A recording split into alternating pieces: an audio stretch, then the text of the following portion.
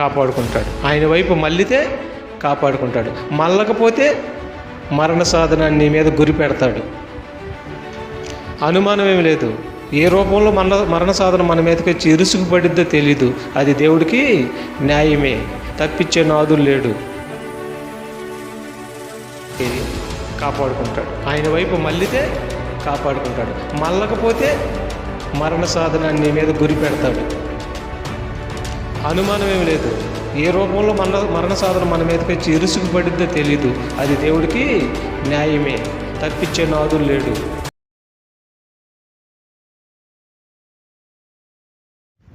మహాప్రేమ కలిగిన తండ్రి, పరిశుద్ధుడా, జయము కలిగిన ఆయన, జీవాధిపతి, మీకు వందనాలు, స్తోత్రాలు తెలియజేసుకుంటున్నాం. నిత్యుడగు తండ్రి, సమాధానకర్త, మీకు వందనాలు, స్తోత్రాలు తెలియజేసుకుంటున్నాం. ఇదిగో తండ్రి, ఇప్పటి వరకు తండ్రి పాటల ద్వారా మిమ్మల్ని మహిమపరిచాం.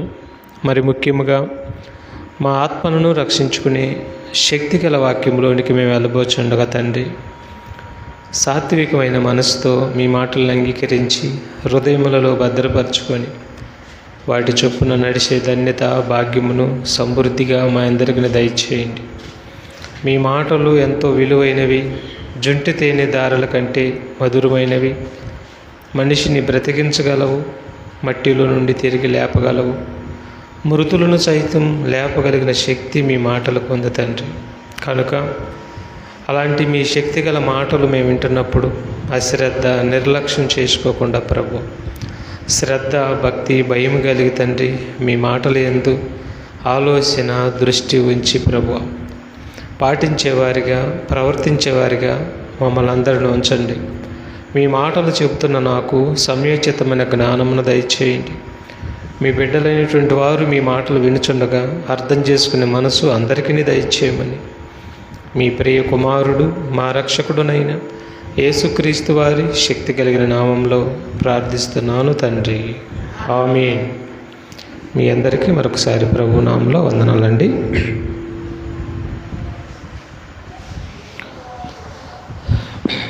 ప్రియమైన దేవుడు బిడ్డలారా, దేవుడు మనకు అనుగ్రహించిన ఈ సమయాన్ని బట్టి మరి దేవునికి, తండ్రి అయిన దేవుడికి కృతజ్ఞతాస్తుతులు చెల్లింప బద్దులమై ఉన్నాము. మరి దేవుడు మనకి ఈరోజు ఇచ్చేటటువంటి జీవ ఆహారాన్ని మనం తీసుకుందాం, పరిశీలిద్దాం, మన జీవితాలని సరి చేసుకుందాం. ప్రియమైన దేవుడి బిడ్డలారా, ప్రియమైన దేవుడి బిడ్డలారా, మల్లని ఎడల మరణ సాధనాల అనేటటువంటి మాటలు మనం ఈరోజు విందాం. మల్లని ఎడల మరణ సాధనాల,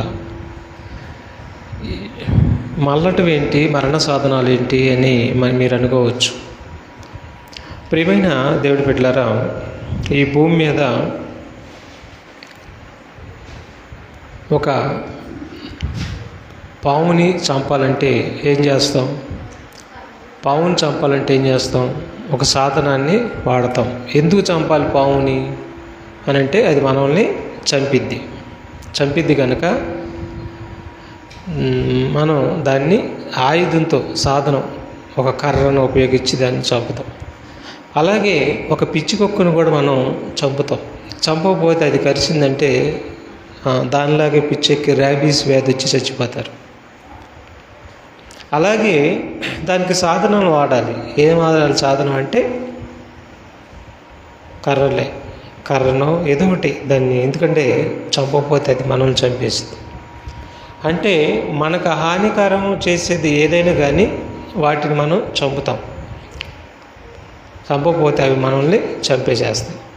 వాటిని చంపడానికి మరణ సాధనాలని వాడతాం. కర్రనో దేన్నో దాన్ని వాడతాం. అలాగే ప్రియమైన దేవుడి బిడ్డలారా, ఈ భూమి మీద బ్రతికిచ్చి, ఈ భూమి మీద మనల్ని బ్రతికిస్తూ, ఈ భూమి మీద ఎంతో విలువైన జీవితాన్ని ఇచ్చి, ఎంతో విలువైనటువంటి సంపదని ఈ సృష్టినంతా మన పాదాల కింద పెట్టి మనల్ని ఆయన కోసం బ్రతకమని ఈ భూమి మీదకి పంపిస్తే మనుషులందరూ కూడా దోవ తప్పేసి తమ మార్గాలు తప్పేసుకొని దేవుడికి పూర్తిగా దూరం అయిపోయి దేవుడి కంట కన్నీరు పెట్టిస్తూ, దేవుడికి మనస్తాపాన్ని తెస్తూ, దేవుడికి కన్నీరు పెట్టిస్తూ, వేదన పుట్టిస్తూ, బాధ పెడుతూ, పాపం మీద పాపం చేస్తూ, పాపాలు మానకుండా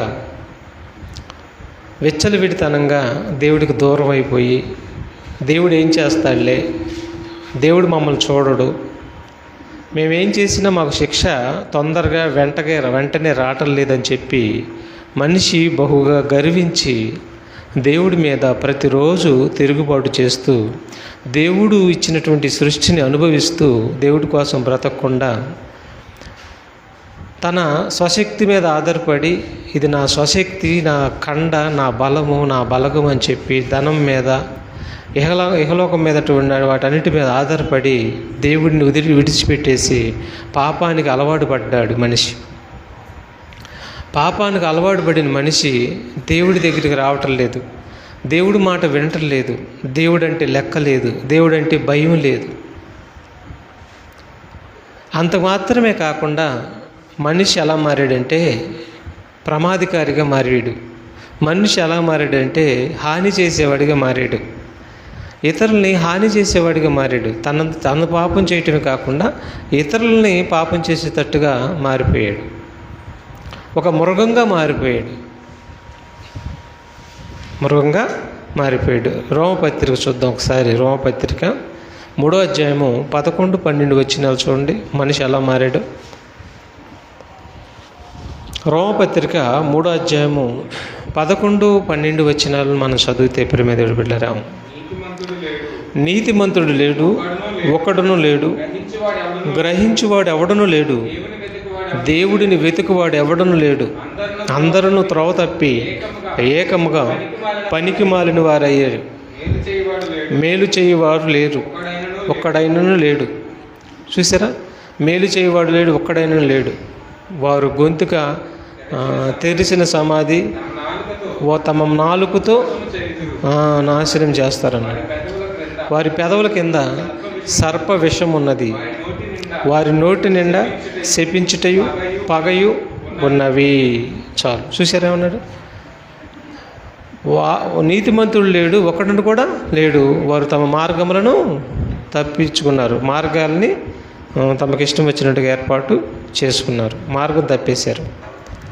ఇక ఇప్పుడు ఏం జరిగిందంటే, మనిషి తను మోసపోయింది కూడా కాక, తను పాపంలో పడింది కూడా కాక, ఒక మనిషి వలన అనేకులు పాపంలో పడటానికి అవకాశము, ఒక మృగంగా మనిషి మారినప్పుడు మరి మనం ఏం చెప్పుకుంటున్నాం?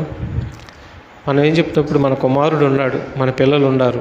మన పిల్లలు మన మాట చెప్పినప్పుడు మళ్ళకపోతే మనం ఏం చేస్తాం? మళ్ళకపోయినప్పుడు మనం ఏం చేస్తాం? మన మళ్ళప్పుడు ఏం చేస్తామంటే ఒక దెబ్బ కొట్టి మన వైపు తిప్పుకుంటాం. చిన్నపిల్లలప్పుడు మళ్ళలేదనుకో, ఒక దెబ్బ కొట్టి తిప్పుకుంటాం, చెప్పింది చేయరా అని. అలా చెప్పింది చేయకుండా ఇంకా మొండిగా ప్రవర్తిస్తూ ఉన్నాడు అనుకో, మనం చెప్పినంతసేపు చెబుతాం, ఒక దెబ్బ కొట్టినంతసేపు కొట్టినా తిరగలేదనుకో, మళ్ళలేదనుకో, ఏమైద్ది? ప్రమాదానికి గురయ్యే పరిస్థితి వస్తాయి, ప్రమాదాలకు గురయ్యే పరిస్థితులు వస్తాయి. అలాగే దేవుడు కూడా మనుషులందరూ ఆయన వైపు మళ్ళాలని కోరుకున్నాడు. మనుషులందరూ దారి తప్పిపోయిన మనుషులందరూ కూడా, త్రోవ తప్పిపోయిన మనుషులందరూ కూడా దేవుడి వైపు మళ్ళాలని, దేవుడులాగా బ్రతకాలని, దేవుడు లక్షణాలు, దేవుడు గుణగణాలు కలిగి బ్రతకాలని అందరిని కోరుకున్నాడు. అందరిని కోరుకుంటే ఎవరు కూడా అలా బ్రతికేవారు లేకపోగా ఇంకా మరి త్రోవ తప్పిపోయి ఏకంగా దేవుడికి వ్యతిరేకంగా పూర్తిగా మారిపోయారు. మరి ఇప్పుడు దేవుడు ఏం చేయాలి? మళ్ళమంటున్నాడు, రోజు వాక్యం చెప్పిస్తున్నాడు, రోజు సువార్త రూపంలో వినిపిస్తున్నాడు. కానీ మళ్ళీ వాళ్ళు లేరు, దేవుడి వైపు మళ్ళీ వాళ్ళు లేరు. ఏదో చెబుతారులే అనుకుంటున్నారు తప్ప దేవుడి వైపు మళ్ళీ వాళ్ళు లేరు.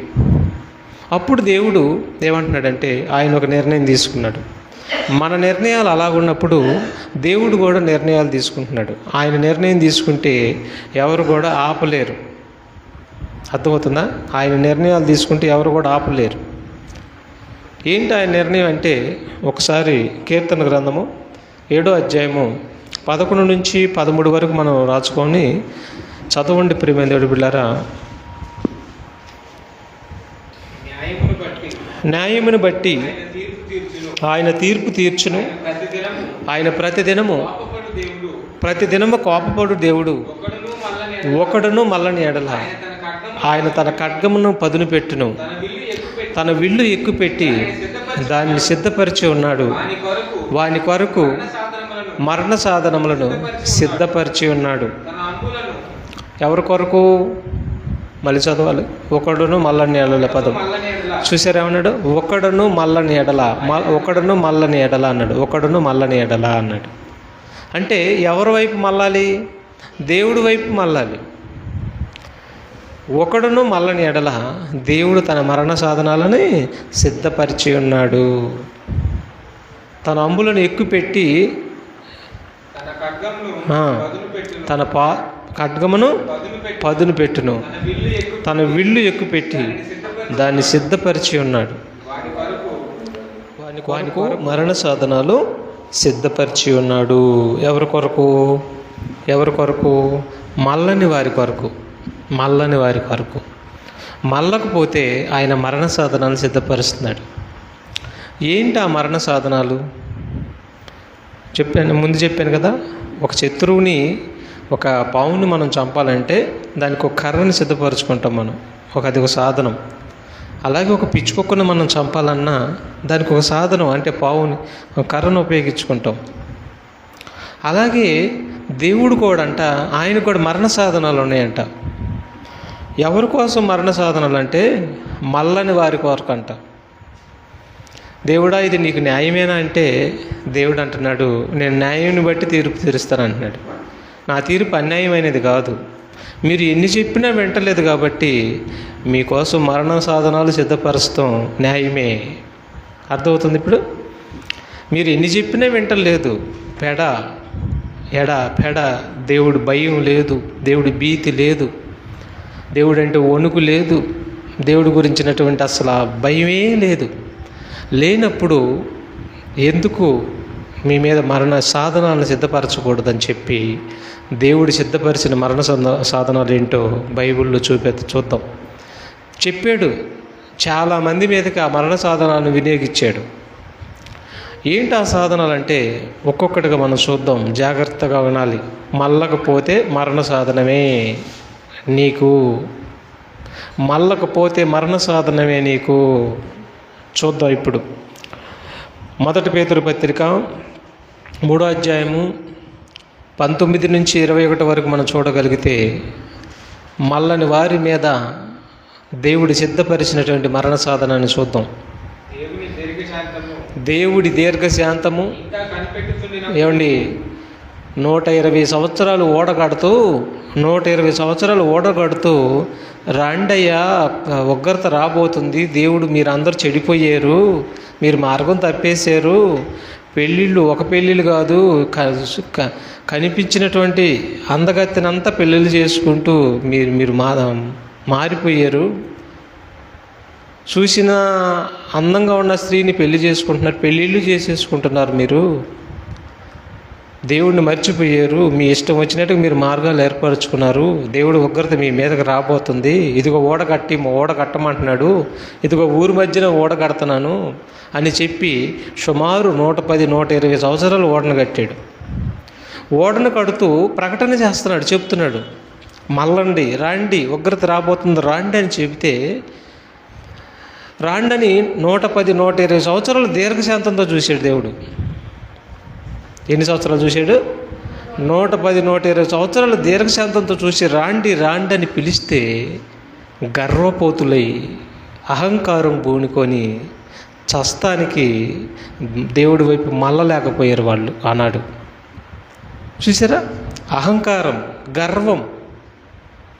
ఏం చేస్తాలే దేవుడు ఎట తీసుకొస్తాడు జలప్రలయాన్ని, అవన్నీ ఒట్టి మాటలు అని చెప్పి బాగా నిమ్మకు నీరెత్తినట్టుగా ఉండి దేవుడంటే అసలు భయమే లేకుండా అహంకారంతో ఉండరు ఆనాడు. మళ్ళట్లా దేవుడి వైపు 110 సంవత్సరాలు 120 సంవత్సరాలు వాక్యం చెప్పిస్తున్నా కానీ అసలు ఏమాత్రం సేవ గుట్టినట్టుగా లేదు, సేవ గుట్టినట్టు కూడా లేదు. మరి మళ్ళట్లేదు కదా, మరి ఏం చేయాలి ఇప్పుడు? ఒకడను మళ్ళట్లా, ఒక్కడు కూడా మళ్ళట్లా, అందరూ దారి తప్పేశారు. అప్పుడు ఏం చేశాడు చూడండి, దేవుడి దీర్ఘశాంతము ఇంకా కనిపెట్టుచున్నప్పుడు పూర్వము నోవాహు దినములలో ఓడ సిద్ధపరచబడుచుండగా అవిధేయులైన వారి యొద్దకు, అనగా చెరలో ఉన్న ఆత్మల యొద్దకు ఆయన ఆత్మరూపిగానే వెళ్ళాను, వారికి ప్రకటించాను. ఆ ఓడలో కొందరు, అనగా 8 మంది నీటి ద్వారా రక్షణ పొందిరి. చూసారా, ఎంతమంది పొందుకున్నారు? 8 మందే పొందుకున్నారు. 8 మంది. నోవాహు మళ్ళేడు, నోవాహు నీతిమంతుడు. నోవాహు మాట విందెవరు? 3 కొడుకులు, కోడండ్రు, భార్య. ఈ 7 నోవాహు మాట విన్నారు, లోపలికి వచ్చారు, మళ్ళేరు. నోవాహు మాటకు మళ్ళేరు. కానీ అందరూ మళ్ళకపోతే వాళ్ళ మీదకి ఏమొచ్చింది? సాధనాన్ని సిద్ధపరిచాడు. ఏ సాధనాన్ని సిద్ధపరిచాడు? జలప్రలయం, జలగండం, జలాన్ని వారి మీదకి ఒక సాధనంగా విడిచిపెట్టేశాడు. ఎంత చెప్పినా అహంకారంతో గర్వపోతులై దేవుడు భీతి లేకుండా, దేవుడు భయం లేకుండా చచ్చారు అన్నాడు. చచ్చిపోయారు వాళ్ళు. ఆదికాండం 7:21 చూడండి, ఏమైందో వాళ్ళ పరిస్థితి. దేవుడి వైపు మళ్ళని వారి మీద దేవుడు ఆనాడు సిద్ధపరిచినటువంటి మరణ సాధనమే జలప్రలయం. అప్పుడు పక్షులేమి, పశువులేమి, మృగములేమి, భూమి మీద ప్రాకు పురుగులేమి, భూమి మీద సంచరించు సమస్త శరీరులేమి, సమస్త నరులేమి చచ్చిపోయిరి. చూసారేమన్నాడు? మరణ సాధనం ఏంటి? ఎందుకు వాళ్ళ మీదకి సంధించాడు? మళ్ళని వారి మీదకి. ఒకడు కూడా మళ్ళలేదు. అందరూ గర్వంగా, అహంకారంగా ఉండరు. దేవుడు గర్వం అంటే పనికిరాదు. దేవుడు బహు కోపపడతాడు. అహంకారం అంటే అస్సలు పనికిరాదు. బహు కోపపడతాడు ఆయన. అందుకని వాళ్ళు అలా గర్వంతో ఉండారు. 110 సంవత్సరాలు చెబుతున్నా, 120 సంవత్సరాలు చెబుతున్నా కానీ, దీర్ఘశాంతంతో చూస్తున్నా కానీ అస్సలు వినలేదు. అలుసుగా తీసుకున్నారు. అందుకే వీళ్ళని జలం పంపించేసి ముంచేసి వీళ్ళని ఊపిరాడకుండా చంపేయాలని చెప్పి జలప్రలయాన్ని ఆ దుష్టుల మీదకు పంపించాడు. ఇది దేవుడికి సాధ్యమే, ఇది దేవుడికి న్యాయమే. అవునా కాదా? దేవుడికి న్యాయం, ఆయన తీర్పులన్నీ న్యాయమైనవి ఉంటాయి. ప్రియమైన దేవుడి పిల్లరా, ఆదికాండము చూడండి, మరొక మాట కూడా చూద్దాం. ఆదికాండము 18 అధ్యాయము 19-20 వచనాలు కూడా మనం చూడగలిగితే, ఇక్కడ సొదొమ గొమొర్రా అనే పట్టణాలు ఉంటాయి. ఈ సొదొమ గొమొర్రా అనే పట్టణాలు అసలు దేవుడి భీతి అనేది లేకుండా, దేవుడి భయం అనేది లేకుండా బాగా సుఖాసక్తి గలగా ఉన్నారు. బాగా తినటం, పాపం చేయటం, తినటం, పాపం చేయటం. అదే పరిస్థితి. ఆ పట్టణాలు 2 అదే పరిస్థితి. పాపాలని ఎట్ట చేస్తున్నారంటే పరశరీరంతో పాపం చేస్తున్నారు. పరశరీరానుసారులు అయిపోయారు.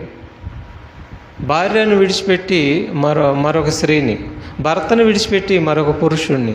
అంత మాత్రమే కాకుండా స్త్రీ ధర్మాన్ని విడిచిపెట్టి జంతువులతో పోవటం, అంటే పరశరీరంతో పోతున్నారు. జంతువు సంపర్కంలో అయిపోయారు వాళ్ళు. ఇలాంటి చీడ పురుగులుగా మారిపోయారు. లోతు వారి మధ్య ఉన్నా కూడా, లోతు గారు చెబుతున్నా కానీ ఎవడు వినే పరిస్థితులు లేరు. అప్పుడు ముందు నోవాహు కాలంలో వాళ్ళ మీదకి ఏది సిద్ధపరిచాడు? జలాన్ని సిద్ధపరిచాడు. వాళ్ళందరినీ వాళ్ళ మీదకి జలాన్ని పంపించేసి వాళ్ళందరూ జల సమాధి చేశాడు. ఇప్పుడు వీళ్ళ మీదకి ఏమి సిద్ధపరుస్తున్నాడు? అగ్ని అగ్ని. వీళ్ళ గురించినంట మొర వెళ్ళిందంట, దేవుడి దగ్గరికి వెళ్ళిందంట. చూడండి ఆ మాట 18-20 వచనం. మరియు యెహోవా సొదొమ గొమొర్రాలను గూర్చిన మొర గొప్పది గనుకను వాటి పాపము బహుభారమైనది గనుకను నేను దిగిపోయి. చూసారా, ఆయన దిగిపోయి నేను కనుక్కుంటాను, అసలు ఒక్క నీతిమంతులు ఉండాలని కనుక్కుంటానని అంటున్నాడు. అంటే మొర వెళ్ళింది. ఎక్కడికి వెళ్ళింది? దేవుడి దగ్గరికి వెళ్ళింది. ఆ ప్రాంతాల యొక్క మొర పాపం భయంకరంగా ఉంది. అంటే మొర వెళ్ళిన ప్రకారమే కదా ఆయన నాశనం చేస్తుంది. వాళ్ళ పాపాలు మాంతలేదు, వాళ్ళ మాట తీరు మాంతలేదు, వారి పాపాలు మాంతలేదు, వాళ్ళ దుష్ట లక్షణాలు మాంతలేదు, వారి దుర్గుణాలు మాంతలేదు. పూర్తిగా దేవుడు కష్టాన్ని తింటూ, దేవుడిని బ్రతుకును అనుభవిస్తూ, దేవుడిచ్చినటువంటి అవయవాలతో తప్పుల మీద పాపాల మీద చేసుకుంటూ పోతూ, దేవుణ్ణి పట్టించుకోకుండా పరశరీరానుసారులు అయి ఉండి మిక్కటంగా పాపం చేస్తూ ఉన్నారు. అప్పుడు మొర వెళ్ళిపోయింది. భూమి భరిస్తలేదు. ఎవరు భరిస్తలేదు? భూమి భరిస్తల్లా. మొరపెట్టేసింది, అయ్యా ఈ వీళ్ళని నేను భరించలేకపోతున్నాను, వీళ్ళని భూమి మీద నుంచి తీసేయ్యా అని భూమి మొరపెట్టింది.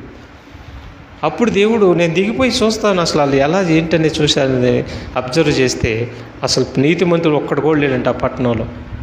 అసలు నీతిమంతులే లేరంట. అసలు అందరూ దుర్మార్గులుగా ఉన్నారంట, అహంకారం భూని ఉన్నారంట. దేవుడి భీతి కానీ దేవుడి భయం కానీ ఏమాత్రం లేదంట వాళ్ళకి. అప్పుడేమొచ్చిందో చూడండి ఒకసారి. ఆదికాండము. దేవుడికి కానీ మొర వెళ్ళిందంటే మన పరిస్థితి కూడా అంతే. మన మీద కూడా దేవుడు మరణ సాధనాన్ని సిద్ధపరుస్తాడు. ఆపే నాథుడు ఈ ప్రపంచంలో ఎవ్వరు లేరు. ఆయన మరణ సాధనాన్ని కింద బలి అవటమే తప్ప ఆపే నాథుడు ఎవరు లేరు ప్రపంచంలో. ఆయన మరణ సాధనాలు ఏంటనుకుంటున్నారు? ఈ ప్రకృతే ఆయన చేతిలో ఉన్నటువంటి మరణ సాధనాలు, ఆయుధాలు. అర్థమవుతుందా?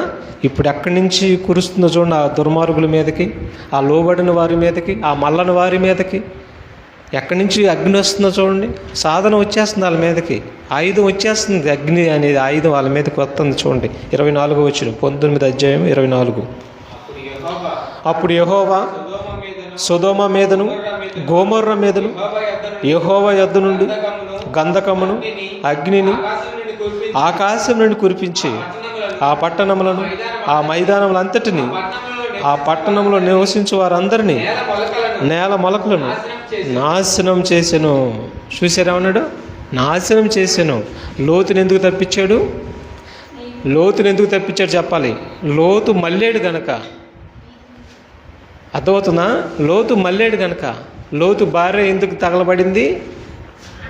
ఆజ్ఞను అతిక్రమించింది కనుక. వెనక తిరగొద్దు, వెనక తిరగకుండా వెళ్ళని చెప్పినప్పుడు నేను ప్రాణాన్ని రక్షించుకున్నానని చెప్పుకొని అంత దూరం వెళ్ళాక వెనక తిరిగింది. దెబ్బకి ఉప్పు అయిపోయింది, చచ్చిపోయింది.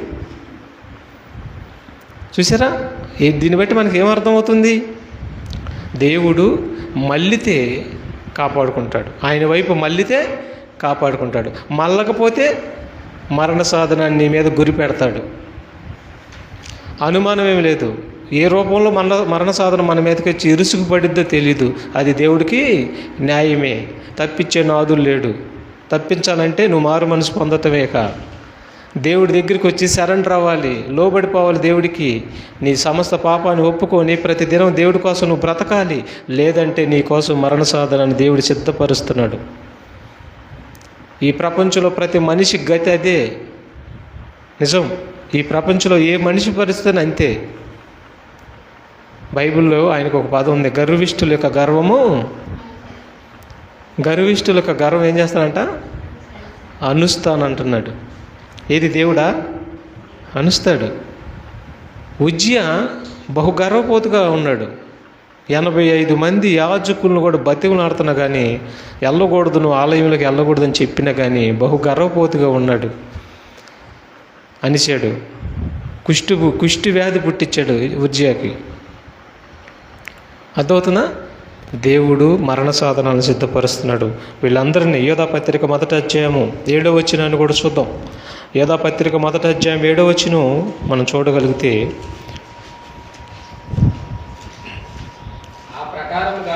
ఆ ప్రకారంగానే సొదొమ గొమొర్రాలను వాటి చుట్టుపక్కలనున్న పట్టణములను వీరి వలనే వ్యభిచారం చేయొచ్చు. చూసారా, వాళ్ళు వ్యభిచారమే. లెగిసిన కాడి నుంచే చిన్నోళ్ళు మొదలుకొని పెద్దోళ్ళు వరకు, ముసలోళ్ళ వరకు, యవ్వనులు, ముసలోళ్ళు, బాలురు, వ్యభిచారమే. వ్యభిచార క్రియలు జరుగుతున్నాయి అక్కడ. పరశరీరానుసారులు, పురుషులతో పురుషులు పోవటం, స్త్రీలతో స్త్రీలు పోవటం, పురుషులు జంతువులతో సంపర్కం చేయటం, ఇలాంటి పరశరీరసారుగా అయిపోయి మార్గం తప్పిపోయి పరమ దరిద్రులుగా, దుర్మార్గులుగా మారిపోయారు వాళ్ళు. మరి వాళ్ళు ఉంచొచ్చా? ఇంత దుర్మార్గులు ఉంచొచ్చా చెప్పండి? దేవుడికి న్యాయమా కాదా?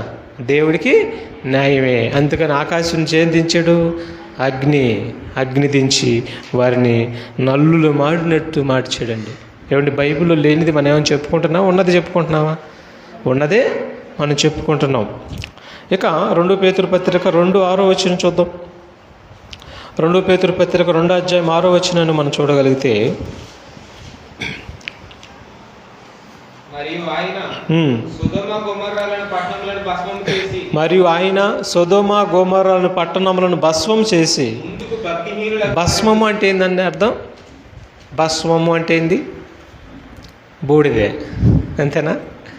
భస్మము అంటే బూడిదే. సొదొమ గొమొర్రా పట్టణాలు ఏం చేశాడు? బూడిద చేశాడు. అది ఎందుకు చేసావయ్యా బూడిదంటే? పాపం మళ్ళట్లేదు వాళ్ళు, దుర్మార్గులు వాళ్ళు, చీడపురుగులు వాళ్ళు, అహంకారులు, గర్విష్ఠులు. ఎందుకు ఉంచాలి? నా కష్టం దింతు ఒక 4-6 దినాలు కష్టపడి వాళ్ళ పాదాల కింద ఈ సృష్టినంతా పెట్టి నా కోసం బతకండ్రా బాబు అని అవయవాలన్నీ ఇస్తే, అవయవాలన్నిటికీ దుర్నీతికి ఉపయోగిస్తూ, కంటిని దుర్నీతికి ఉపయోగిస్తూ, చేతులను దుర్నీతికి ఉపయోగిస్తూ, కాళ్ళను దుర్నీతికి ఉపయోగిస్తూ, ఆ రహస్య అవయవాలన్నిటిని కూడా దుర్నీతికి ఉపయోగిస్తూ దేవుడి నీతిని ఎరగనటువంటి మనిషిని చీడపూరుగా తీసేస్తున్నాడు దేవుడు. వారి మీదకి మరణ సాధనాలు కురిపిస్తున్నాడు. చూసారా, ఇది దేవుడికి న్యాయమే. తర్వాత అగ్ని మొదట ఏమి సాధనంగా ఇచ్చాడు? జలం. తర్వాత అగ్ని. తర్వాత 3వది ఏమంటున్నాడు చూడండి, సంఖ్యాకాండము 16వ అధ్యాయము. సంఖ్యాకాండం 16వ అధ్యాయము 32వ చూడండి ఒకసారి. 32వ కోరాహు సంబంధుల్ని దేవుడు చదువు. సంఖ్యాకాండము, భూమి తన నోరు తెరిచి వారిని, వారి కుటుంబములను, కోరాహు సంబంధులందరినీ, వారి సమస్త సంపాద్యమును మృంగివేసెను. ఎవరు మింగివేసెను? భూమి మృంగివేసెను. కోరాహు సంబంధులందరినీ, వారి సమస్త సంపాద్యమును భూమి నోరు తెరిచి మింగివేసింది. ఎందుకు మింగివేసింది? పాపం చేశారు వాళ్ళు, తిరుగుబాటు చేశారు వాళ్ళు. అర్థమవుతుందా? తిరుగుబాటు చేసే స్వభావం గలవారు వారు. దేవుడంటే భయం లేదు, దేవుడంటే భీతి లేదు, తిరుగుబాటు చేసే స్వభావం గలవారు వారు. అందుకని వారి మీదకి మరణ సాధనాన్ని ఏది పంపాడు? భూమిని పంపాడు. భూమి బద్దలైంది వారిని. భూమి నోరు తెరిచింది. నోరు తెరవల ఆ కుటుంబాలు మొత్తం, వాళ్ళంతా ఆయనకి సంబంధించిన మొత్తం పోయారు లోపలికి. మరి పోయారు అంటే దానికి ఆజ్ఞాపించాడు దేవుడు. ఏమన్నా? కీర్తన గ్రంథము 147:15 చూడండి. దేవుడు దానికి ఆజ్ఞాపిస్తేనే ఏదైనా ఈ భూమి మీద ఒక విపత్తు మనిషి మీదకి రావాలంటే దేవుడు అనుమతిస్తేనే ఒక విపత్తు మనిషి మీదకి వచ్చింది. దేవుడు అనుమతి లేనిదే రాదు. అర్థమవుతుందా? నోవాహు అంత జలప్రాలం నుంచి నోవాహు ఎందుకు రక్షించబడ్డాడు? విన్నాడు కాబట్టి, మళ్ళాడు కాబట్టి. అగ్ని గంధకాల నుంచి లోతు గారు ఎందుకు తప్పించబడ్డాడు? విన్నాడు కాబట్టి, మళ్ళాడు కాబట్టి. మరి వాళ్ళందరూ మళ్ళలేదు కదా. మళ్ళలేనప్పుడు మరి మళ్ళని వారిని అగ్నితో దహించి వేసాడు. ఇక్కడ చూడండి 147:15 భూమికి ఆజ్ఞ ఇచ్చువాడు ఆయనే. చూసారా, భూమికి ఏమిస్తున్నాడంట? ఆజ్ఞ ఇస్తున్నాడంట. దేవుడు భూమికి ఆజ్ఞకి ఇస్తే ఆజ్ఞ ఇచ్చిన ప్రకారం అది ఏం చేసిద్ది. మనిషి చేయడు. మనిషి గర్వపోతు, మనిషి అహంకారం, గర్వం చేయడు. భూమి చేసిద్ది. ఎక్కడ భూకంపం రమ్మంటే అక్కడ వచ్చిద్ది, ఎక్కడ భూమి బద్దలవ్వమంటే అక్కడ భూమి బద్దలైద్ది, ఎక్కడ కరువు రావాలంటే అక్కడ నేల అసలు కరువు పట్టిపోసిద్ది, బద్దలైద్ది. ఇలాగా దేవుడు ఆజ్ఞ ప్రకారం భూమిని చేసిద్దండి. కాబట్టి భూమికి పాపుల మీదకి అనుమతి ఇచ్చాడు. నోరు తెరిచి వాళ్ళని మింగేసింది. ఆమోసు గ్రంథం 5:8. ఆమోసు గ్రంథం 5:8లో మరొక సాధనాన్ని పంపిస్తున్నాడు చూడండి. మరొక సాధనం ఆమోసు గ్రంథం 5:8 వచ్చిన చూద్దాం. ఆయన సప్తఋషి నక్షత్రములను మొగశీర్ష నక్షత్రములను సృష్టించినవాడు, కారు చీకటిని ఉదయముగా మార్చువాడు, పగటిని రాత్రి చీకటి వలె మార్పు చేయవాడు, సముద్ర జలములను పిలిచి వాటిని భూమి మీద పొర్లి పారజేయువాడు. ఆయన పేరేంటంట? యెహోవా. సముద్ర జలాలను పిలుస్తాడంట. ఈ భూమి మీద పొర్లేటట్టుగా వాటిని భూమి మీద పారేటట్టుగా చేయగలడంట. ఏంటి అవి పిలిస్తే వస్తాయా? జలాలు వస్తాయా? మనిషి వస్తున్నాడా? మరి ఇప్పుడు జలాలు మంచియా, మనిషి మంచోడా? ఆలోచించండి. ఏమ్మా, జలాలు మంచియా, సముద్రం మంచిదా, మనిషి మంచోడా అంటే ఒక్కసారి ధర్మంగా మనం ఆలోచిద్దాం. మనిషి దేవుడి మాటలు వినడానికి వస్తున్నాడా? ఎంత బాధపడతాడో తెలుసా? ఆయన ఎంత కన్నీరు పెట్టుకుంటాడో తెలుసా? మనందరి కోసం తన రక్తం ఇస్తే, తన ప్రాణం పెడితే, వాళ్ళు మన బాప్తిసం తీసుకున్న వాళ్ళు ఉంటే ప్రాణం పెడితే వాళ్ళు దేవుడి దగ్గరికి రాకుండా వెనకడుగు వేసి ఉంటే వారి కోసం ఎంత కన్నీరు పెట్టుకుంటాడో తెలుసా? ఆయన కన్నీరు పెట్టుకుంటే సృష్టి నిన్ను ఊరుకోదు. ఆయన కన్నీరు పెట్టుకుంటే ఈ ప్రకృతి నిన్ను ఊరుకోదు. చాలా బాధలు అనుభవించాల్సి వస్తుంది. తల్లి తండ్రి నీ కన్నీరు పెట్టిస్తే ఏమంటారు? ఏమండి, పిల్లలు తల్లిని తండ్రిని కన్నీరు పెట్టిస్తే ఏమంటారు? తల్లికి కన్నీరు పెట్టించకూడదురా, వాళ్ళు ఉసురు తగిలిద్ది అని అంటారు. అవునా కదా? అవునా? మరి ఇప్పుడు దేవుడు ఎందుకు కన్నీరు పెట్టుకుంటున్నాడు? ఆయన అన్నాడు ఇర్మియా గ్రంథంలో, మీ పాపములను బట్టి, మీ అతిక్రమములను బట్టి నేను చాటున ఏడ్చున్నాను అంటున్నాడు. ఎవరంట? దేవుడు. మరి ఆయన కన్నీరు పెట్టించినటువంటి దుష్ట మనుషులను ఉంచుతాడా? ఎంతవరకు ఓర్చుకుంటాడు ఆయన? ఎంతవరకు ఓర్పు చూపిస్తాడు ఆయన? ఎంత ఓర్పు చూపించినా మారతలేదు కాబట్టి ఇక మరణ సాధనను రిలీజ్ చేస్తున్నాడు. ఈ ప్రపంచంలో ఏ సైన్యమైనా దాన్ని ఆపే ధైర్యము, శక్తి ఈ ప్రపంచంలో ఏ సైన్యానికి లేదు. అది ఆయన యొక్క సాధనాలు అవి. చూద్దాం ప్రియమైన బిడ్డలారా, సముద్రాన్ని పిలుస్తున్నాడంట. మరి ఇండోనేషియా, జపాన్, మరి థాయిలాండ్, ఈ యొక్క మన ఇండియాతో కూడా మరి ఒకనొక 2004 డిసెంబర్ 26 సుమారు 2,50,000 మంది బలయ్యారంట. సునామీ వచ్చిందంట. 2,50,000 మంది సుమారు, ఇంచుమించు, కరెక్ట్ లెక్క కాదు కానీ ఇంచుమించు.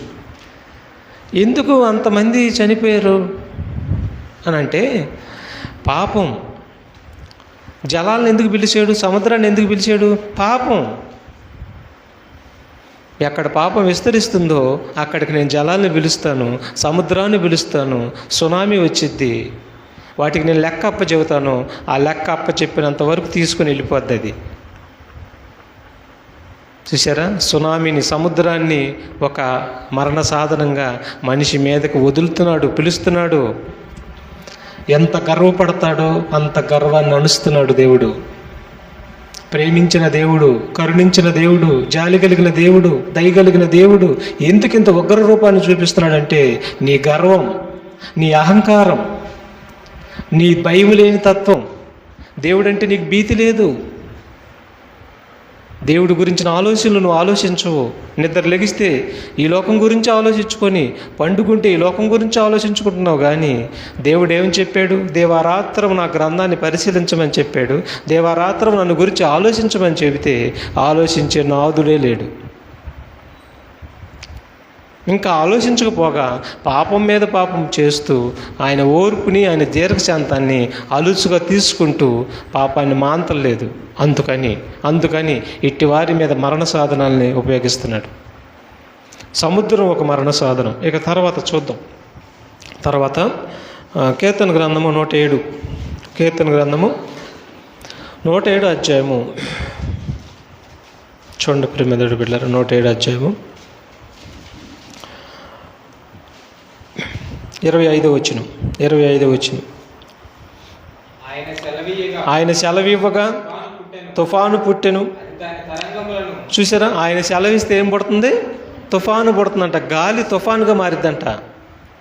ఆయన సెలవిస్తే గాలి తుఫానుగా మారుద్ది. ఎందుకు గాలి తుఫానుగా మారుతుంది? నీకు ఆక్సిజన్, మనందరికీ ఆక్సిజన్ ఇవ్వాల్సినటువంటి గాలి, మనకు ప్రాణవాయువుని ఇవ్వాల్సినటువంటి గాలి తుఫానుగా ఎందుకు మారుతుందంటే నీ పాపాలే. దేవుని దీర్ఘశాంతాన్ని తునీకరిస్తూ, దేవుని పట్టించుకోకుండా తింటూ తాగుతూ, ఈ లోకంలో లగ్జరీ జీవితాన్ని అనుభవిస్తూ, ఈ లోకం ఈ 60-70 సంవత్సరాల జీవితమే ఇదే వైభవం అనుకొని బాధపడిపోతున్నావు కదా నువ్వు. ఇక నీకు అసలు లోకమే లేదనుకుంటున్నావు, మరో జీవితమే లేదనుకుంటున్నావు కదా నువ్వు. దేవుని పక్కన పెట్టావు కదా నువ్వు. దేవుని పక్కన పెట్టావు కాబట్టి ఏ ప్రాణవాయువు అయితే నీకు ఇస్తానికి గాలిని ఇచ్చాడో, ఏ ఆక్సిజన్ ఇస్తానికి నీకు గాలిని ఇచ్చాడో, అదే గాలిని నీకు మరణ మృదంగా మార్చేస్తున్నాడు. నీ మీద మరణ సాధనంగా రిలీజ్ చేస్తున్నాడు. నిజం. చూద్దాం. ఇర్మియా గ్రంథం ఆ మాట అంటాడు. ఇర్మియా గ్రంథము 23:19 వచనం. ఇర్మియా గ్రంథం 23 అధ్యాయం 19 వచనం.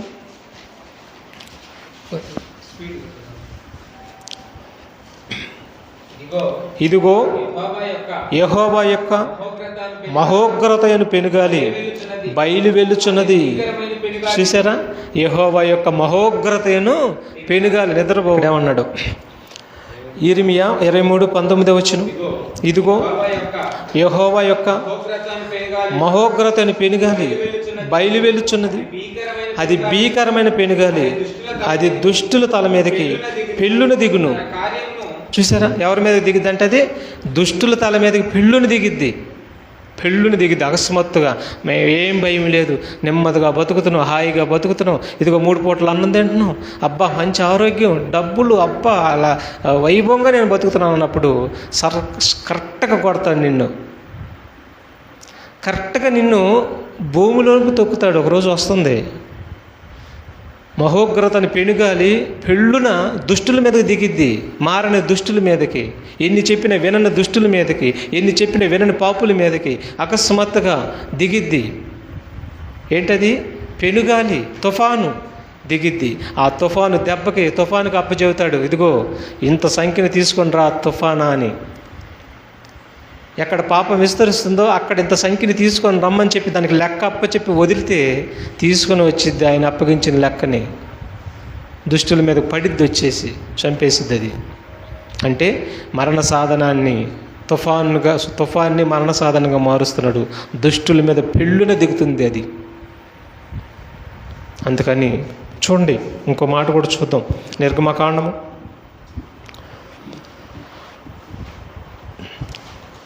రాజుల గ్రంథం చూద్దాం. మొదటి రాజుల గ్రంథంలో 15, 20, 23 వరకు మనం చూడగలిగితే ఇక్కడ ఇంకొక మరణ సాధనలు ఉండే. ఇప్పటి వరకు ప్రకృతి గురించి మనం చూసుకుంటూ వచ్చాం. జలాలు, అగ్ని, గాలి, నీరు, నిప్పు, వీటన్నిటి గురించి. పంచభూతాలు మనిషి మీద ఎలాగా ఆయుధాలుగా, సాధనాలుగా దేవుడు రిలీజ్ చేశాడు మనం చూసాం. ఇప్పుడు రోగాలు చూద్దాం.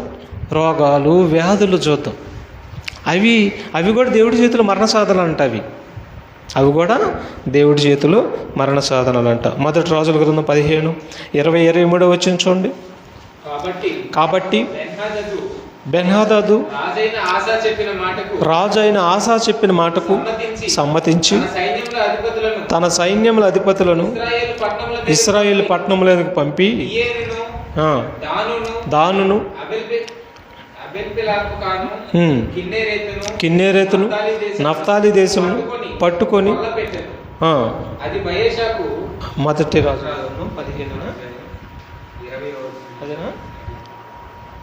23 నుంచి అది ఒకసారి.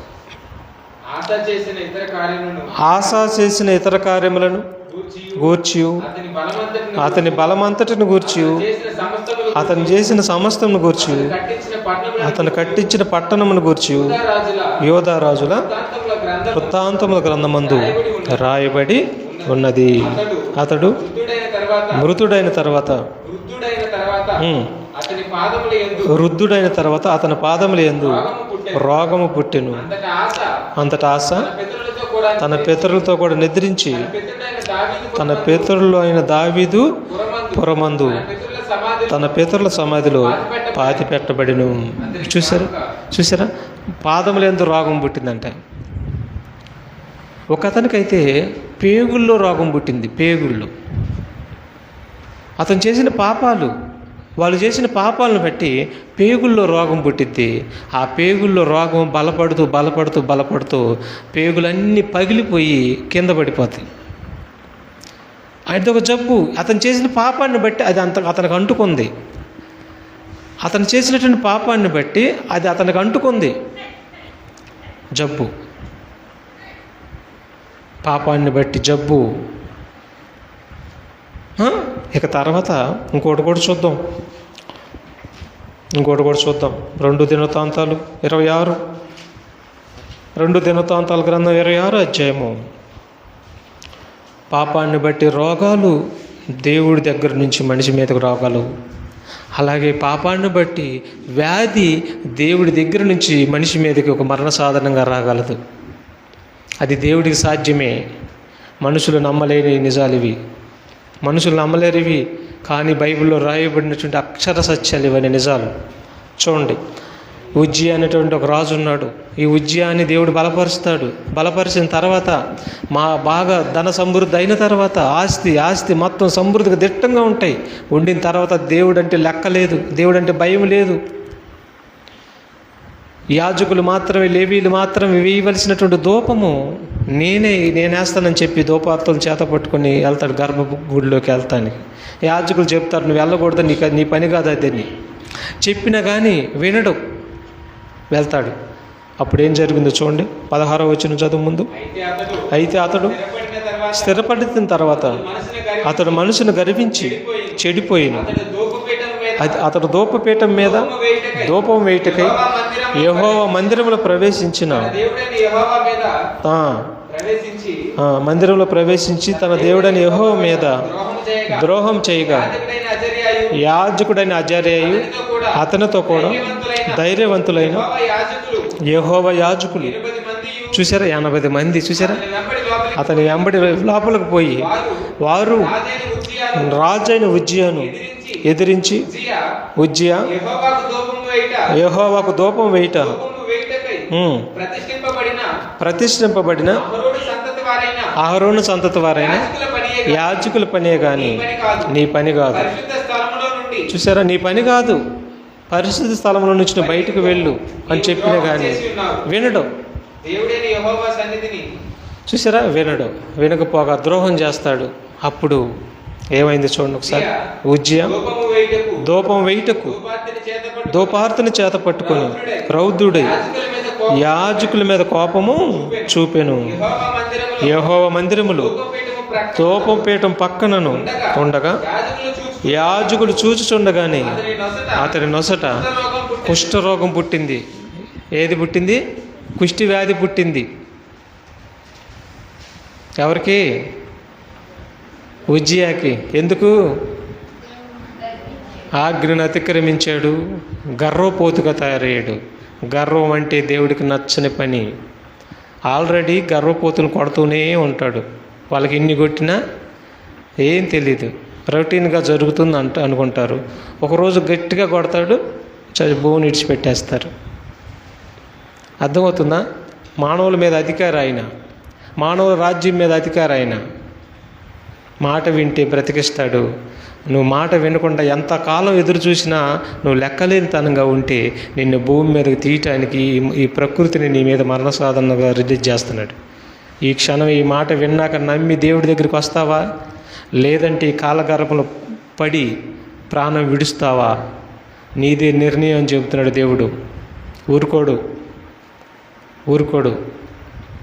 అర్థమవుతుందా? నీ బిడ్డలు నువ్వెందుకు ఊరుకోవు? నీ బిడ్డలు తప్పు చేస్తే నువ్వెందుకు ఊరుకోవు? ఎందుకు దండిస్తున్నావు? ఎందుకు కొడుతున్నావు? అది నీకు ధర్మమేనా? ధర్మమే. నీ ఇంటి ఎదురు ఫలించని చెట్టు ఒకటి ఉంటే 10 సంవత్సరాలైనా 20 సంవత్సరాలైనా కాయ కూడా కాయిపోతుంటే ఆ చెట్టుని నువ్వు నరికి పాడేస్తున్నావే, అది నీకు ధర్మమేనా? అది నీకు ధర్మమైనప్పుడు ఫలించినటువంటి మనిషిని, మాట విననటువంటి మనిషిని ఈ భూమి మీద నుంచి తీసివేయటానికి దేవుడికి ధర్మమే. అర్థమవుతుందా? దేవుడికి ధర్మమే. ఇక చూడండి, ఇక మరొక మాట చూద్దాం. 2 రాజుల గ్రంథం 5వ అధ్యాయము 27వ వచనం కూడా చూడండి. 2 రాజుల గ్రంథం 5వ అధ్యాయం 27వ వచనం. కాబట్టి నయమానునకు కలిగిన కుష్టు నీకును నీ సంతతికిని సర్వకాలం అంచి ఉండునని చెప్పగా వాడు మంచు వలె తెల్లనైన కుష్ఠం కలిగి ఎలీషా యొద్ద నుండి బయటికి వెళ్ళాడు. ఎవరో గెహజీ ఏం చేశాడు తెలుసా? సేవకుడితో అబద్ధం ఆడాడు. భయం లేదు. సేవకుడితో అబద్ధం ఆడటమే భయం లేదు అతనికి. ఎక్కడికి వెళ్ళావు గెహజీ అంటే, నేను ఎక్కడికి వెళ్ళలేదు అన్నాడు. నువ్వు వెళ్ళినప్పుడు నా మనసు నీతో కూడా రాలేదా? నువ్వేం చేసావు మొత్తం నాకు తెలుసు. కాబట్టి నువ్వెందుకు ఇట్లా అబద్ధం ఆడావని చెప్పి దేవుడి యొక్క శాపానికి గురైపోతాడు. వ్యాధి అనే ఒక మరణ సాధనం అతన్ని పట్టుకునిద్ది. అతనికి, అతని కుటుంబ సభ్యులందరికీ, తన సంతతి అంతటికి సదాకాలం అంటి ఉండిద్దని చెప్పిస్తాడు ఎలీషా. అంటే ఏమర్థమవుతుంది ఇక్కడ? దేవుడి కోసం బ్రతకపోతే, దేవుడు విషయాలు తప్పు చేస్తే, దేవుడి విషయాలు పాపం చేస్తే దేవుడు సహించడు. దేవుడు క్షమించే దేవుడే, కానీ దేవుడు దీర్ఘశాంతానికి నువ్వు అలుసుగా తీసుకుంటే క్షమించలేని ఉగ్రత నీ మీదకి వస్తుంది. అందుకంటాడు, నేడే రక్షణ దినం, రేపు నీది కాదు. నేడను రోజు ఉండగానే దేవుడికి లోబడిపో. ప్రతిరోజు దేవుడిని వెంబడించు. రేపు నీది కాదు. ఏ క్షణాన్ని చనిపోతావో నీకు తెలీదు. ఏ క్షణాన్ని నీ గుండె ఆగిపోద్దో నీకు తెలీదు. ఏ క్షణాన ఈనాడు ప్రపంచంలో అనేకమైనటువంటి వ్యాధులు, రోగాలు, జబ్బులు, బ్రెయిన్ స్ట్రోకులు, హార్ట్ స్ట్రోకులు అన్నీ తాండ్రవాడుతున్నాయి. వాటిల్లో దేంట్లో చిక్కుకుంటావో తెలీదు. చిక్కుకున్న తర్వాత దేవుడి పని ఏం చేయలేవు నువ్వు ఇక. అందుకని అన్ని అవయవాలు బాగుండగానే ఈ కొద్ది కాలంలోనే దేవుడి కోసం బ్రతుకు. దేవుడి సన్నిధానానికి అవి వేగిరి పడుతురా దేవుడి సన్నిధానానికి. అప్పుడు నీకు, నీ పిల్లలకు దేవుడి కాపుదల పుష్కలంగా ఉంటుంది, రక్షిస్తాడు. కాబట్టి చూద్దాం, ఇంకో మాట కూడా చూద్దాం ప్రేమ దేవుడి బిడ్డలారా. ప్రకటన గ్రంథం 16:8 వచనం చూడండి. ప్రకటన గ్రంథం 16 అధ్యాయం 8 వచనం కూడా మనం చూడగలిగితే, ఏ సూర్యుడినైతే నీకు వేడిని ఇవ్వటానికి ఇచ్చాడో అదే సూర్యుడికి నీ మీద అనుమతి ఇస్తున్నాడు. ఎందుకు ఇస్తున్నాడు తెలుసా? చూడండి ఒకసారి. 4వ దూత తన పాత్రను సూర్యుడి మీద కుమ్మరింపగా మనుషులను అగ్నితో కాల్చుటకు. చూసారా ఎవరికి అధికారం ఇవ్వబడింది? సూర్యుడికి. ఏమండి, మే నెలలో, అసలు జూన్లో విపరీతమైన మంటల గాలిలాగా వచ్చిందండి. ఉదయాన్నే వచ్చింది మంటల గాలి, రేత్రంతా మంటగా ఉండేది గాలి. అది ఉదయాన్నే సూర్యుడు వస్తున్నాడండి, బొగ్గును మండిద్ది, వేడి ఎక్కువైపోతుంది. ఎందుకో తెలుసా? దానికి అనుమతి ఇచ్చాడు. భయము, భక్తి ఏమీ లేదు మనుషులకి, కాల్చేయి అని చెప్పి సూర్యుడికి అనుమతిస్తే దాని గ్రేడ్ పెరిగిపోతుంది, దాని వేడి పెంచుతుంది, దగ్గరికి వస్తుంది, పెంచేస్తుంది అది బాగా. దాని దెబ్బకి తట్టుకోలేక చాలామంది గుండెకి చచ్చిపోయిన వాళ్ళు కూడా ఉన్నారు, ఆ వేడికి తట్టుకోలేక. తెలుసా? మనుషుల్ని మాడి చేయమని చెప్పి దానికి అనుమతిస్తున్నాడు దేవుడు. అది ఒక సూర్యుడు, ఒక మరణ సాధనం. నీకు అన్ని దెబ్బలే, మారనంతకాలం మనిషికి దెబ్బలే. సూర్యుడి దెబ్బ, మంచు దెబ్బ, వడ దెబ్బ, వాన దెబ్బ, ఇంకేం దెబ్బలు, వడగండ్ల దెబ్బ. నీకు అన్ని దెబ్బ మీద దెబ్బ. ఎందుకు ఇట్ట కొడుతున్నాడు? ఎవ్వరూ ఆలోచించరు. అది సృష్టి నైజం అంటాడు. అదేనంటే ఏం నైజం? సృష్టి నైజం, సృష్టి తత్వం కాదు.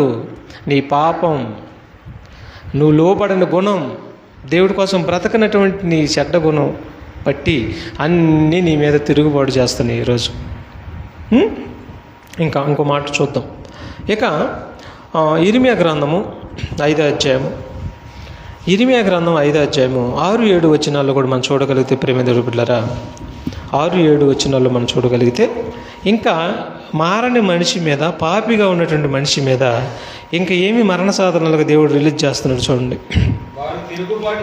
వారు తిరుగుబాటు చేసి బహుగా విశ్వాసఘాతుకులైరు గనుక అరణ్యంలో నుంచి వచ్చిన సింహము వారిని చంపును, అడవి తోడేలు వారిని నాశనం చేయును, చిరుతపులి వారి పట్టణములకి పొంచి ఉండును.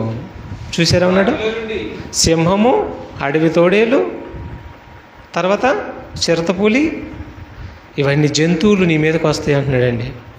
దయాదాక్షిణ్యం లేకుండా నిన్ను కొరిక్కొని తినేస్తాయి అన్నాడు. ఈనాడు చాలామంది అక్కడక్కడ కొరికి చంపేస్తున్నాయి. చూసారు జంతువులు, సింహాలు. ఎందుకు? నీ భయం లేని గుణం, నీ భయం లేని తత్వం. ప్రకృతి, దేవుడు మరణ సాధనాలు ఇవన్నీ కూడా దేవుడి చేతిలో.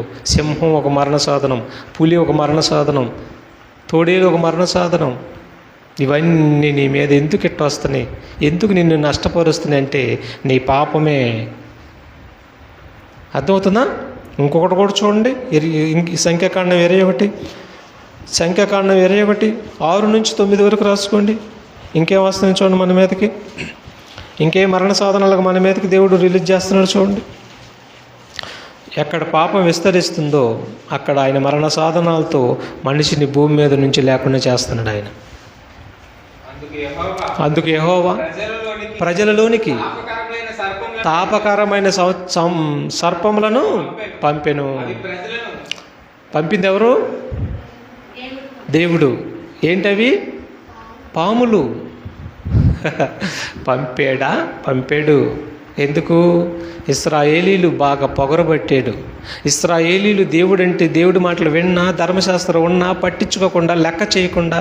ఈనాడు చాలామంది, మన క్రైస్తవులు చాలామంది దేవుడిని ఎరిగి కూడా చూడండి, బాప్తీసం తీసుకొని కూడా ఎప్పుడో వాళ్ళకి ఇష్టం వచ్చినప్పుడు నెలకోసారో 2 నెలలకోసారి దేవుడి మొహం చూపిస్తారు వచ్చి.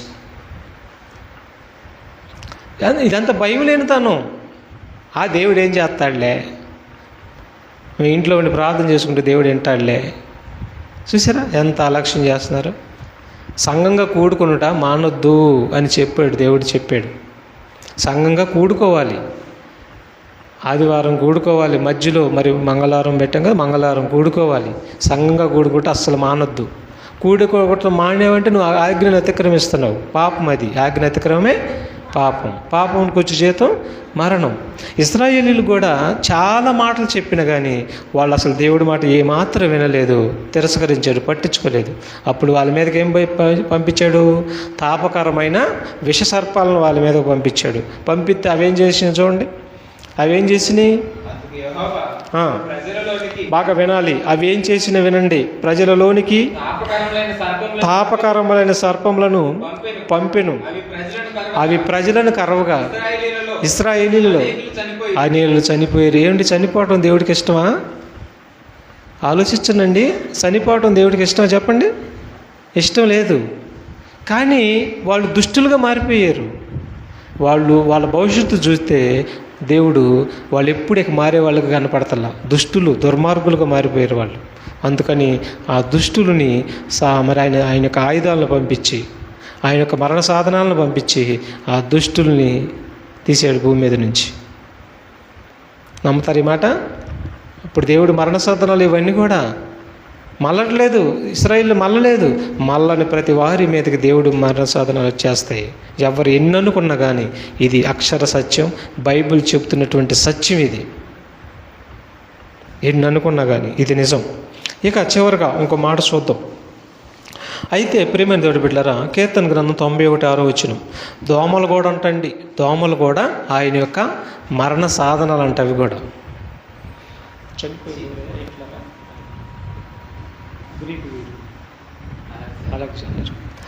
చూడండి. ఇక్కడ చూడండి, మాట చూద్దాం.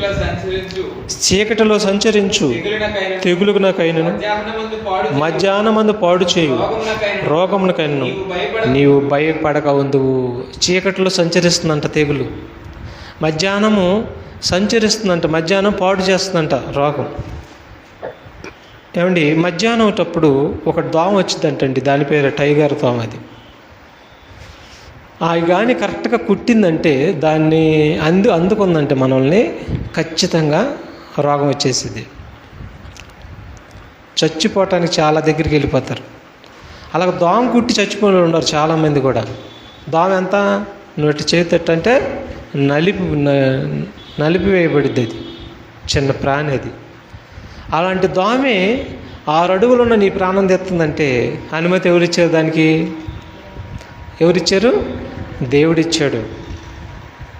అలెగ్జాండరు ఎలా చనిపోయాడు?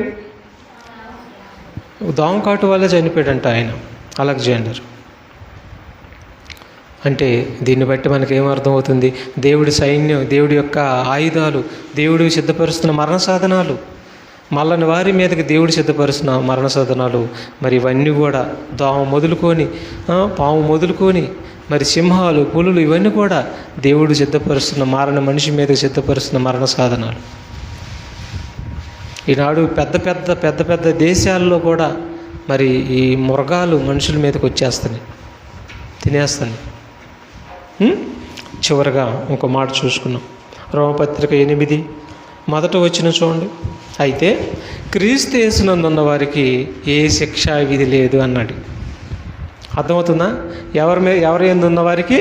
క్రీస్తు యేసు నందున్న వారికి ఏ శిక్షా విధి లేదు. ఏ శిక్షా విధి అంటే నీకు తెగులు ఏం చేయదు, రోగం నిన్నేం చేయదు, భూకంపాలు నిన్నేం చేయవు, తుఫాను నిన్నేం చేయదు, జల ప్రళయాలు, సునామీలు ఎన్ని వచ్చినా నిన్నేం చేయలేవు, వ్యాధి నిన్నేం చేయదు, రోగం నిన్నేం చేయదు, పాము కూడా నిన్నేం చేయలేదు, మృగాలు నిన్నేం చేయలేవు. అట్లాగని మృగాల దగ్గరికి వెళ్ళమని కదా అర్థం.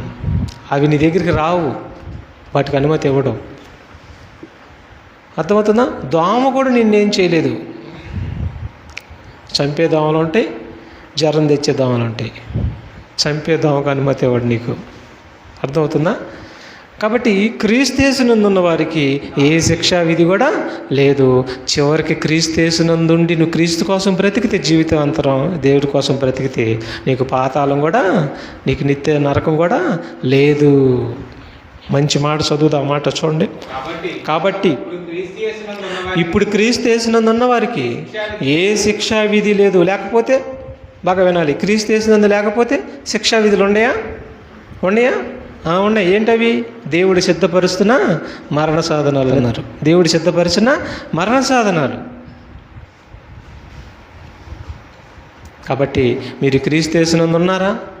క్రీస్తు చెప్పిన మాట వింటున్నారా? ప్రతిరోజు దైవ సన్నిధికి వస్తున్నారా? ఆదివారం వస్తున్నారా? మధ్యలో వస్తున్నారా? ప్రతిరోజు దేవుడి కోసం బ్రతుకుతున్నారా? దేవుడి ఆజ్ఞలు గైకుంటున్నారా? క్రీస్తు యేసునందు ఉన్నారా? అయితే ఏ శిక్షా విధి మీకు లేదు, నరకం కూడా మీకు లేదు. మీరు క్రీస్తు యేసునందు లేకపోతే మాత్రం ఈ ప్రకృతి అంతా కూడా నీ మీద మరణ సాధనాలుగా దేవుడు సిద్ధపరిచి ఉన్నాడు. ఏ క్షణాన ఏ మరణ సాధన నీ మీదకి వచ్చిద్దో నీకే తెలీదు. నీ జీవం ఏ పాటిది? ఒట్టి ఊపిరి వంటిది. ఇంతలో కనపడి అంతలో మాయిపోయిపోయే ఆవిరి వంటిది. బి కేర్ఫుల్ అంటున్నాడు, జాగ్రత్త అంటున్నాడు దేవుడు. జాగ్రత్త. మనందరూ కూడా జాగ్రత్త పడదాం. జాగ్రత్త పడి మరి క్రీస్తు యేసునందు ఉందాం. ఆయన చిత్త ప్రకారం అనుసరించి నడుద్దాం. నిత్య జీవానికి వెళ్దాం. ప్రార్థన చేసుకున్నాం. మహాప్రేమ కలిగిన తండ్రి, పరిశుద్ధుడా, జీవం కలిగిన ఆయన, జీవాధిపతి, మీకు వందనాలు, స్తోత్రాలు తెలియజేసుకుంటున్నాం. నిత్యుడగు తండ్రి, సమాధానకర్త, మీకు వందనాలు, స్తోత్రాలు తెలియజేసుకుంటున్నాం. ఇదిగో నాయనా, ఇప్పటి వరకు మీ విలువైన మాటలు అయ్యా, జుంటి తేనె దారుల కంటేను ఒక మనిషిని మార్చగలిగిన, మనిషి హృదయాన్ని మార్చగలిగిన తండ్రి, శక్తి కలిగిన మీ వాక్కులు మీ బిడ్డలకు వినిపించాను. సాతాను మీ బిడ్డలను విననీయకుండా అనుదినము ఆటంకపరుస్తూ మీ సన్నిధానానికి రానీయకుండా చేస్తుంది తండ్రి. దాన్ని జయించిన వారే నిత్య జీవానికి వెళ్తారు, దానిని జయించిన వారు నరకానికి పోతారు. కానీ మీ బిడ్డలు జయించినట్లు సహాయాన్ని దయచేయండి. అన్ని విషయంలో మీ శక్తిని, మీ యొక్క పరిశుద్ధాత్మ సహాయాన్ని వారికి దయచేయండి. మీ సన్నిధానానికి నడిపించుకోండి. ఏ ఒక్కరు కూడా నశించటం మీకు ఇష్టం లేదు. అందరూ మారాలని, అందరూ మీ ఎదుట పరిశుద్ధులుగా, నిర్దోషులుగా జీవించాలని మీరెంతో ఆశపడుతున్నారు. మీ ఆశను నాయన నిరాశ చేస్తూ, మిమ్మల్ని కంటతడి పెట్టిస్తూ, మిమ్మల్ని బాధపరుస్తూ అనుదినం మీకు వ్యతిరేకంగా బ్రతుకుతున్నారు కనుక అట్టి వారి మనసును మార్చండి, మీ సన్నిధానానికి నడిపించుకోండి. అయా మనసు మారకపోతే మీ యొక్క మరణ సాధనాలు వారి మీదకి సిద్ధపరుస్తానంటున్నారు కనుక మీ మరణ సాధనాలకు మేము ఎవరు కూడా బలి అవ్వకుండా తండ్రి, మీ యొక్క ప్రేమకు, మీ యొక్క కృపకు పాత్రలు అయ్యి తండ్రి, మేము మీ వాక్యానికి లోబడి అయ్యా మీకు లోపడి భయపడి నిరంతరం మీ సన్నిధానానికి వచ్చి మీ మాటలు విని మీకోసం బ్రతికే భాగ్యం, ధన్యత మా అందరికీ దయచేయండి. కూడి వచ్చిన ప్రతి బిడ్డకు మంచి ఆరోగ్యాన్ని దయచేయండి. అలాగే తండ్రి, కాలనీలో ఉన్నటువంటి బిడ్డలందరినీ, కుటుంబాలను దర్శించి మంచి ఆరోగ్యము బిడ్డలందరికీ దయచేయండి ప్రభువా. ఇదిగో తండ్రి, చుట్టుపక్కల ఉన్నటువంటి గృహాలను బిడ్డలందరిని దర్శించిన ఆయన వారిని, వారి కుటుంబాలని పరసంబంధం ఆశీర్వాదంతో దీవించండి, ఆశీర్వదించండి. మా దేశమును, ఈ ప్రపంచాన్ని మీతో సమాధాన పడినట్లు సహాయాన్ని దయచేయమని, అన్ని విషయంలో మీ కాపుదల, భద్రత తండ్రి మా అందరికీ దయచేయండి. ఇదిగో నాయన, తిరిగి మా గృహాలకు మేము వెలుచుండగా మీ కాపుదల దయచేయండి. ప్రతిదినం మీకోసం బ్రతికే ధన్యత, మీ మాటలు ప్రకటించే ధన్యత మా అందరికీ దయచేయమని మీ ప్రియ కుమారుడు, మా రక్షకుడునైన యేసుక్రీస్తు వారి శక్తి కలిగిన నామంలో అడిగి వేడుకొని ప్రార్థిస్తున్నాను తండ్రి, ఆమేన్. మన తండ్రి అయిన దేవుడి ప్రేమ, కుమారుడైనటువంటి యేసుక్రీస్తు వారి కృప, పరిశుద్ధాత్మిక అన్యోన్య సహవాసం ఇప్పుడును ఎల్లప్పుడూ సదాకాలం మనందరికీ తోడుగా నేడుగా ఉండి సర్వసత్యములకు నడిపించునుగాక. ఆమేన్, ఆమేన్. మీ అందరికీ ప్రభు అయిన యేసుక్రీస్తు వారి నామములో వందనాలు తెలియజేసుకుంటున్నాను.